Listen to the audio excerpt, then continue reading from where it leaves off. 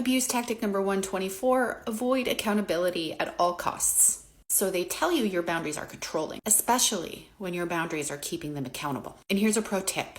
That is the point of boundaries, to teach accountability. And if you're new to my page, my name is Jackie and I'm giving real examples of emotional abuse so that you can spot them in your relationships. When my ex and I moved in together, slowly over time, all of the tasks around the home started to pile on my shoulders. And one day I realized that I was doing everything. And you know what's funny? He even started to get upset that I didn't have time for him anymore. I was always busy making lunches and doing laundry and cooking dinner and cleaning, and he was feeling neglected. So I would ask him for help. You could lighten my load by taking on some of these tasks. But of course not. He would rather complain about not being centered than actually help to solve the problem. So naturally, after multiple requests for help were ignored, I looked at all the tasks and made some decisions to cut. And the ones I chose to stop doing were the tasks that if I was not living with him, he would naturally need to do them himself because they were his responsibility, right? I chose his kids' lunches, their laundry, and his laundry.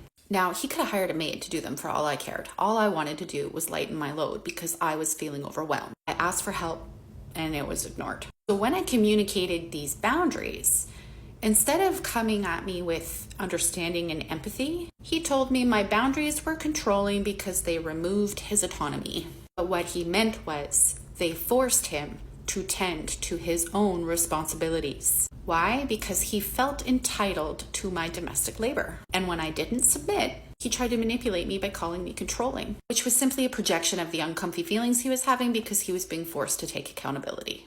Guys, boundaries are intended to keep people accountable. Abusive people who evade accountability at all costs will feel like your boundary is controlling. It's not.